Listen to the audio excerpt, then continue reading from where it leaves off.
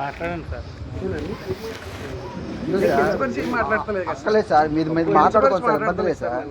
మీరు మాట్లాడుకోవాలి సార్, మీరు 100 సార్లు చెప్పుకోవాలి సార్, మాకు ఇబ్బంది లేదు. రామాయణం గురించి, భాగవతం గురించి, మొగ్గుల గురించి చెప్పేదేనా సార్? మీరు చెప్పింది మీకు అన్నాం కాబట్టి ఇప్పుడు మేము చెప్పిందండి. మీరు చెప్పండి, ఆడింగతనం గురించి, మొక్కులు చెల్లించుకున్న ఆడింగతనాల గురించి అవన్నీ మీకు అనవసరం. మనం అడిగేది కూడా అవన్నీ మీకు అనవసరం. మీ దాంట్లో మీరు ఏమైనా చేసుకునే ఇబ్బంది లేదు. మా దాని గురించి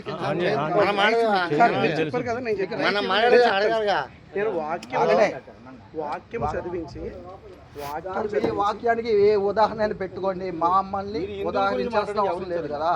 మమ్మల్ని ఉదాహరించాల్సిన అవసరం ఎందుకండి?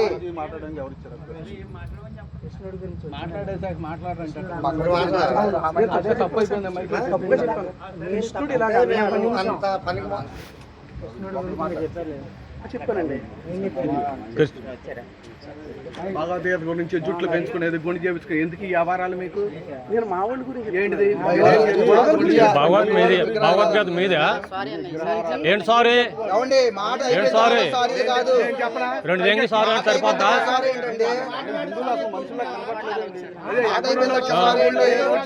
మీకెందుకు అంత బలుపు? మీది మీరు ఆడవచ్చుగా, మీది మీరు ఆడవచ్చు కదా. మీరు 3 రోజులు పెట్టుకుంటున్నారు, ఎవరు మిమ్మల్ని ఏం చేయలేదుగా. మా సబ్జెక్ట్ వచ్చింది కాబట్టి మైక్ ఆన్ చేసి అది కూడా అంటారు. మేము కలిసిమెలిసి ఉన్నాం. వాళ్ళు మా గురించి ఎప్పుడు మాట్లాడాలా, మేము వాళ్ళ గురించి ఎప్పుడు నడుస్తుంది. ఎందుకు వాళ్ళ మా సబ్జెక్ట్ ఎందుకు తెచ్చారు?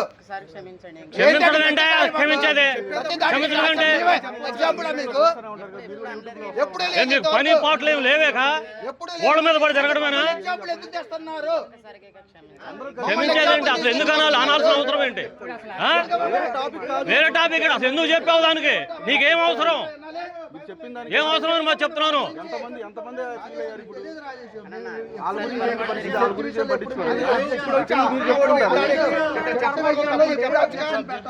ఇప్పుడు ఆపుతున్నవాడు ఎంత చెప్పొచ్చు కదా.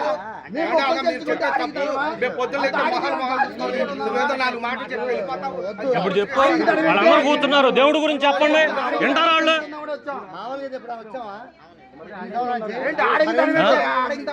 వాళ్ళు కూర్చొని వింటా ఉన్నారు. వీళ్ళ శత్రువుల మాకు అందరూ ఇక్కడ ఉన్నోళ్ళం కాదా మేము? ఎక్కడి నుంచో ఎగేసుకొని వచ్చి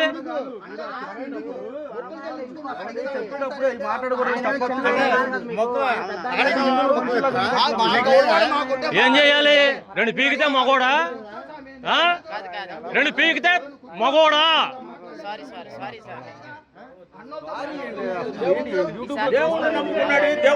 దేనికి ప్రతి ఎగేసుకొని కోట్లు వేసుకొని వస్తా.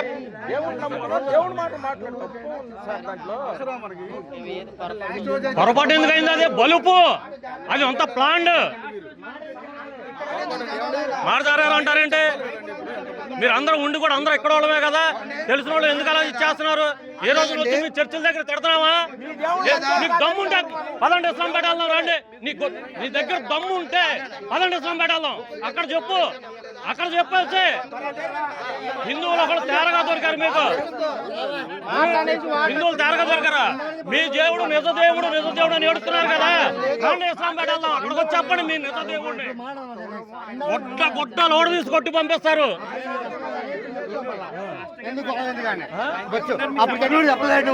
చెప్పేది కోస, ఆడు చెప్పేది నువ్వు చెప్పేది.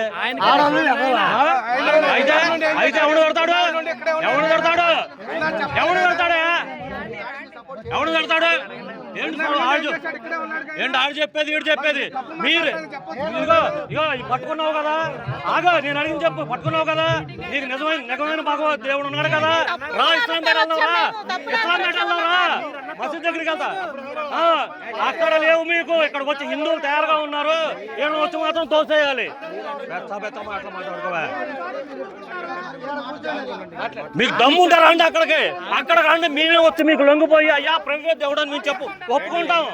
గొడ్డలు ఓడదిస్తా అంటారు వాళ్ళు. అక్కడికి వెళ్తే ఓ మసీద్ ముందు చెప్పు, ఒక ఇస్లాంపేట ముందు చెప్పు, 4 సాహిబ్ ముందు చెప్పు. ఆ దమ్ము లేదు.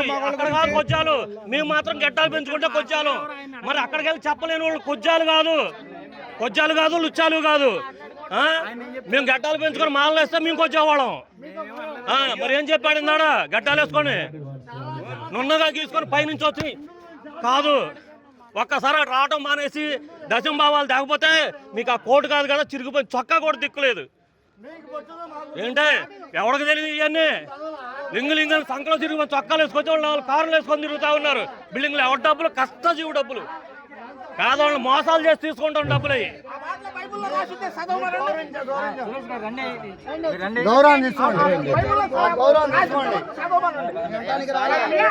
ఏంటంటే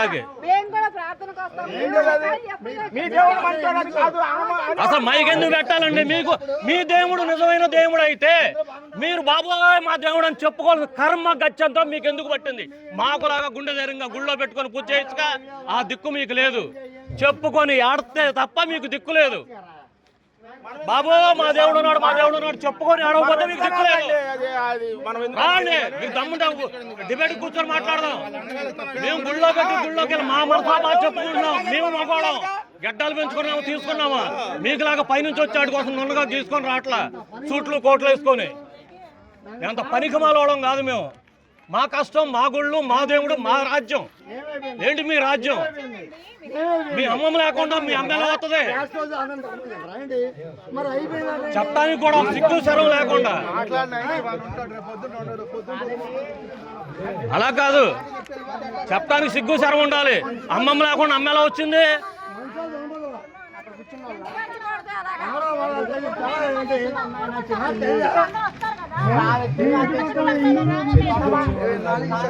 ఎందుకు వస్తారు? ఎందుకుంటారు? ఎందుకుంటారు?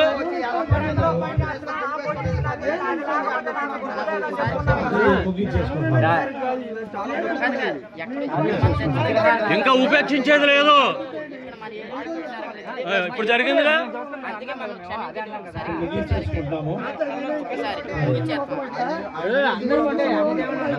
ఆయన హిందువులంతా క్షమాపణ చెప్పానండి. అన్నయ్యని చెప్పమను, మైక్ లో చెప్పండి. మైక్ లో చెప్తేనే చెప్పండి. మైక్ లో మీరు అన్న మాట క్షమాపణ చెప్పి వెళ్ళండి. మైక్ లోనే చెప్పండి. ఇప్పుడు ఈ ఇష్యూ అయిపోవాలంటే మీరు అందరికి క్షమాపణ చెప్పండి అంతే. మైక్ లోనే.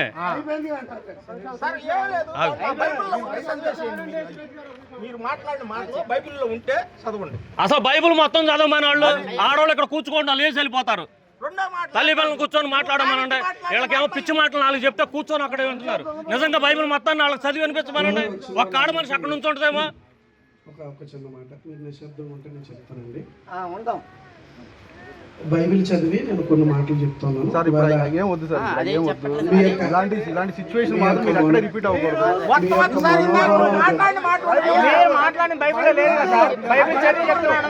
బైబిల్లో భగవద్గీత ఉందా? రామాయణం ఉందా? మాలేసుకుని ఉందా? చెట్టులు పుట్టలు ఉన్నాయా? భగవద్గీతలో చెట్లు పుట్టలు ఉన్నాయా? మరి ఈ సోదరుడు క్షమాపణ చెప్పంతే. బైబుల్లో చెప్పాము. ఈ మాట చెప్తా ఉంటే పెద్ద మాటలు.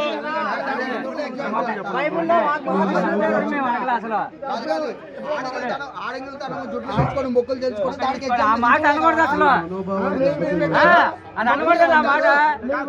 ఇప్పుడు రాలే సౌండ్. ఏమన్నా కష్టం ఉన్నారా? పగలాలా? ఇందాడా పెట్టారు ఇప్పుడు పెడతాను చెప్పా. మొక్కలు అందరు కొంటాయి. నేను క్షమాపణ చెప్తున్నాను హృదయపూర్వకంగా. మీ యొక్క మనోభావాలు దెబ్బతింటే కనుక చెన్నాయి తంటాయి కనుక హిందూ మనోభావాలు దెబ్బతింటే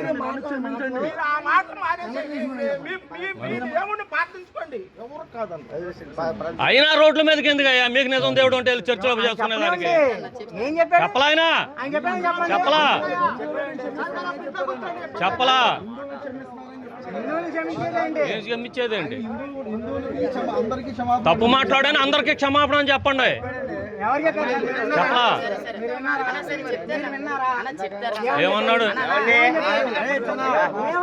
మీ హిందువులందరికీ కూడా ఒక సేవకుడిగా నేను క్షమాపణ చెప్తున్నాను. మీ మనోభావాలు దెబ్బతున్నాయి కనుక నాది తప్పు, దయచేసి క్షమించండి అని చెప్పాలి. అంతా కొంత